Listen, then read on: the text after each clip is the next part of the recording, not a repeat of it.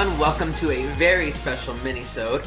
We know you missed us when we took that week off to deal with things. Sorry. But we have this little episode here for you to make up for it. You're welcome. Yes, and before we get started, we just want to let you know that this podcast is brought to you by our amazing patrons, and we do want to give a special shout out to both The Knight's Wishing Well by Michael Finlang, and also Tickle.life, which is a great app. It's currently on iOS. I'm not sure if there's plans to come on Android. I'm assuming. Right now I do know it's out for iOS.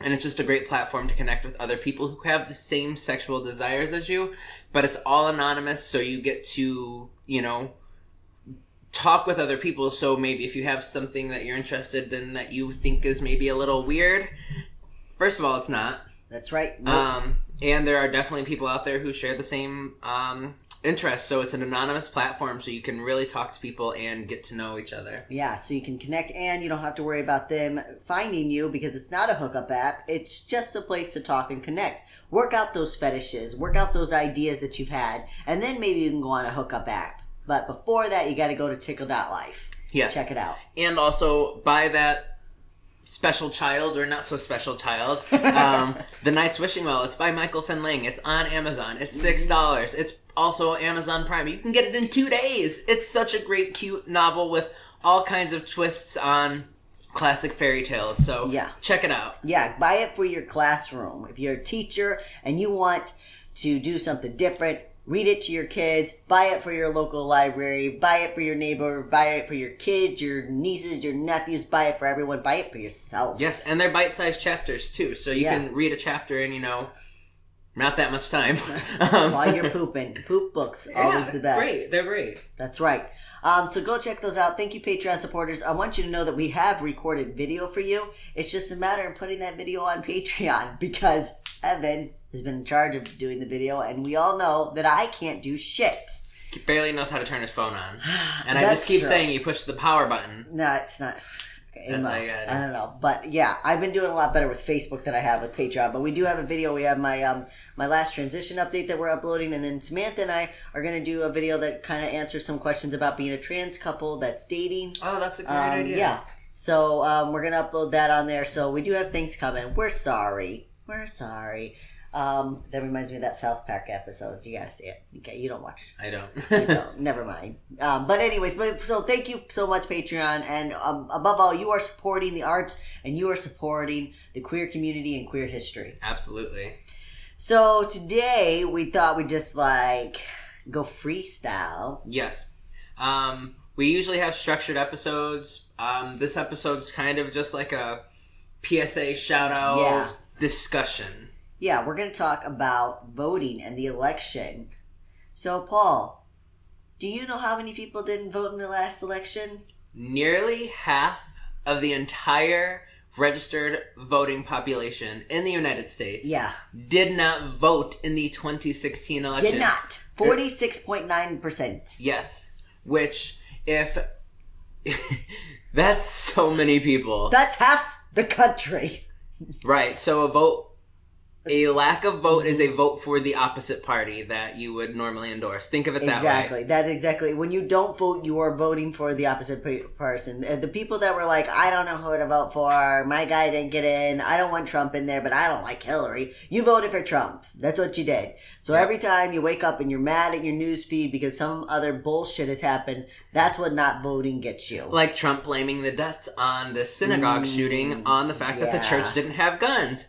Oh, yeah. I didn't realize religious institutions should have guns to prevent mass shootings. Maybe you shouldn't encourage violence in the country. What the fuck is this thing now that everywhere we go to the movie theater, we go to the mall, we go to church, we were supposed to have a fucking gun on us because we don't know who's going to come and shoot us. And if we do get shot, well, it's our fault. Is this the old West again? We evolved from that. That's not what we want. So, and if you haven't heard, in Pittsburgh, there was a shooting in a synagogue this weekend. And Trump came out and, like Paul just said, it's your fault. Too bad. Should have had a gun. Should have had a gun. He said, I just looked at it. It said, we need to do something about all of the anger in this country. Oh no! I'm sorry. Who's the one causing all of that anger? I'm sorry. Who was just mailing bombs to all the Democrats? They just mailed bombs to Obama, Biden, Hillary, several other people. Oh yeah, that was a raging Trump supporter. Did you see that? I did. Yes. Yeah. Did you see his van? I didn't see the van, but I was pictures of his van. I was listening to the news, and one of the women who knew him, like in his personal life, I think she was a coworker or something. She said he was a proud Nazi, a proud like right wing, white supremacist. Like he would regularly say like "fuck." I'm not going to say anything like bad, but he would just basically fuck minorities, but not in that nice way. Right? Exactly. Yeah. No. Also, I mean, when your president just came out this last week and said he was a nationalist. And then you have a white nationalist suddenly send bombs to other people, and I love how the like right media is like, okay, well he was just a kook. First they were like, it's really Democrats. Democrats are making these balls. Oh yeah, and there's actually one of like the head. I don't know who she was exactly, but it was some woman. Probably. I think so. It was some higher ranking woman. I don't know if she was like in a news network or if she was a politician. I don't know. Is she blonde? But yes, and Coulter. But she said.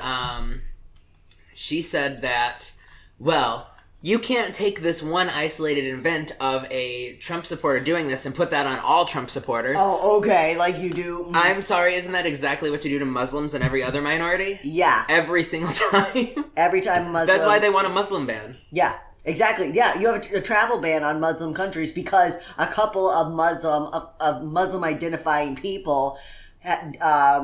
attacked others, and now, well, we shouldn't let any Muslims into our countries. We shouldn't, But a Trump supporter literally sends multiple bombs to multiple high-ranking officials and public figures. That's okay. It was one Trump supporter. Nope, Trump's not the problem here. But you know what we gotta do? We gotta get rid of all this anger in this country. Right. Maybe if you didn't get up every fucking day. You know what the problem was? It was probably because of the cartel coming from the south. Oh yeah, the Mexicans. That's why he did it. Every day this guy gets up and he attacks another group in our country. Every day he attacks Mexican Americans. He attacks African Americans. He attacks women. He attacks... I mean, he gets up after the Kavanaugh hearing or during the Kavanaugh hearing, and he just goes hard against Christine Ford, Dr. Christine Ford. I was trying to think of her. Bossy. Yeah. And he goes hard against her, and of course all the other comments he's made against women. He's attacked disabled individuals. He's attacked veterans. He attacked John McCain as he's dying of fucking brain cancer. And of course, then he comes out and has very blatantly attacked transgender individuals. Absolutely. But he can't figure out why there's so much anger in this country. I don't get it. Where's this anger coming from? Oh God, it's so weird. So, if you don't know, because we're dropping these episodes, our last episode and this one together. So on November 3rd in Providence, Rhode Island, on the State House steps at 11 a.m., we are having a rally for transgender rights. And that's 11 a.m. Eastern time. If you're here, you know it's Eastern, but just to clarify if you're in or around, New England is small, come on out to Rhode Island. We're a pretty state. We got a lot to do in the area. And the State House is steps from the train station. So if you're in a surrounding area and you can take the train, you can literally take the train and walk there. You don't need to worry about public transportation, anything like that. So also, if you're looking for something else to do that day, Comic-Con is on the 3rd and the 4th. So you could come to the rally, support your transgender siblings, and then you could go to Comic-Con. So and have a great day. Exactly. And there's plenty of food nearby, so you could turn the rally into an all-day Pride Day. Yeah, and we have great gay bars and queer bars in Providence as well. So literally come out November 3rd. But the reason for the rally that Paul and I helped co-organize is... so President Trump, there was a New York Times article that was released on October 21st that essentially said that transgender individuals, that the Trump administration is seeking to define gender as male or female, specifically. Period. It is unchangeable, and it is determined by your genitals at birth. So, of course, this erases transgender people, it erases non-binary individuals, it erases intersex individuals. What happens if you are born with both? Well, they said that there could be some genetic testing, but of course, nobody knows. They'll probably just decide that's a boy. Yeah, exactly, of course. Because they'll be like, that's nothing a man. Trumps a penis. Nothing trumps a penis. Not even Trump. Not even Trump's mushroom penis. So this does, this language can have long-lasting ramifications through like every form of whatever. Like it can be very harmful and detrimental to the trans and non-binary communities. And for anyone who's listening that doesn't identify as trans, I want to make it very clear that this is how it starts. Yes. One group is attacked, and you have all the other groups that are brother and sister to this other minority. They sit back and say, well, that's not my problem. I don't have to worry about that. Guess what? First of all, you're an asshole for not supporting your friends and your family. Second of all, when that group gets taken out, where do you think they're going next? They're not just going to say, oh, victory, we're done. They're going to come for you. And one day, you're going to be standing alone because you didn't support anybody else. Yeah. And when that day comes, you're going to feel real sorry about everything. You're going to feel real sorry about everything. Exactly. No, it's like, I guarantee you, like, this is a very blatant attack. It's not like there's been a lot of things that the Trump administration has done to a lot of communities to kind of, at least he thinks, or it seems like he's trying to subtly attack the community, although we're picking up on his bullshit. But this is a very open, very much like, no, fuck you, we're doing this. Also, steps have already been made. Like, since that memo dropped, the Department of Justice has already reached out and told the Supreme Court, asked the Supreme Court to rule on other cases that would allow businesses to discriminate against transgender individuals. They've worked to remove gender-specific terms, or they've worked to incorporate gender-specific terms in the UN, and they're trying to push the UN to use these gender-specific terms instead of gender-neutral terms. There's a lot of stuff that they're already doing that they've obviously been doing for a while, but it's all coming to light. Right, yeah. Something happened, it got dropped, it got leaked. Which, actually, I was listening to something, and people were saying it may have been leaked intentionally by the Trump administration, because they called it divisive issues or something like that. So they're like, well, if we leak this issue, it's going to get our voting base pissed enough. Like, we want that, while simultaneously pissing off the other side. But they know their side is going to get rallied enough to come and vote. Because they want that to pass. Exactly. Because that's the thing about the Republicans that you got to give them, is that when they're pissed, they go to the polls. And when we're pissed, we're like, well, I don't know. I guess we can't do anything anymore. It's like the Bernie or bust people. Like, they got pissed because Bernie didn't get elected. So they're like, well, fuck the country. Let it burn down. Okay, well, it's burning down, motherfuckers. Do you want to get on board now or what? Yep. So, so there's a lot going on. So we have the election. When this drops, it'll be just under a week away. And that's November 6th, if you don't know. And we mentioned in our last episode, we're going to mention it again. Please, you need to get out your planner, your phone, a pen and paper. And I want you to write down, how are you getting to the polls? What's your mode of transportation? You're going to vote that day. Do you have a car? What time are you going to the polls? Right. What time are they open? Some places are open from 6 a.m. to 6 p.m. Other places are like in Rhode Island, we're open from 7 a.m. to 8 p.m. Some places are dicks and they're only open from like 9 a.m. to 6 p.m. Mm-hmm. So like, how are you, like, what time are you going in the day? Do you need to get up early that day? Are you going to go after work? Are you going on your lunch break? Do you have someone to cover while you go on your lunch break? And then, like, where is your polling spot? Your phone is glued to your hand. You're going to tell me you can't take 30 seconds to figure out where your polling spot is? It's real simple. Look it up. Figure out where your polling spot is. Figure out how you're going to get there. Figure out when you're going to get there. And if you have to do any research because you don't know that you're going to vote Democrat all the way down the ticket because for some godforsaken reason you're trying to prove something in this election where everyone's livelihood is hanging on the balance, do your fucking research now then, please. Mm-hmm. Absolutely. Yeah. So there have been times where I didn't vote all blue, though. Yeah, and that's not. I'm not against that. I will say that I probably voted. It would be probably 90% blue, 3% Republican, 7% other. Yeah. Like I've voted for a few other people. It really depends because some Democrats you're like, I can't support this, but most of the time it's fine. But you really do need to do your research. Yeah, and I also think you got to think about what is in play here because here's the thing. If you don't know, if you're not aware, right now the White House is a Republican president, if you can call Trump a Republican, and the House of Representatives and the Senate is controlled by Republicans. And also the Supreme Court now. Well, exactly, that's what I was about to say. Now the Supreme Court is all Republicans, which means your judicial branch, your executive, and your legislative branch are all Republican. The people that make the law, the people that enact the law, and the people that enforce the law are all Republican. So if you have a problem with the way the country is being run right now, you need to change one of those branches. And the only one that you can change in the primaries is the legislative, which is your House of Representatives and your senators. So for God's sake, please vote Democrat. Just absolutely. this. You could go back and vote to whoever you want next election, but for right now. The things I voted for that were not Democrat were like, I don't know, the other things that you vote for, the smaller things, like the education or whatever, like the other people that don't have such a big influence. Yeah, and I'm not against that, and I agree with that, and I think that in other times, I think it's very important to research who you're voting for. Luckily, in Rhode Island, we do have good people that are on the Democratic Party that I would vote for regardless. Yes. But even if you didn't, like, I think there's times where you have to think through, like, we have to get control of either the House or the Senate. And even if you're not necessarily a Democrat, you can't have the country run by one single party and one thought of mind. Like, exactly. You have to have diversity.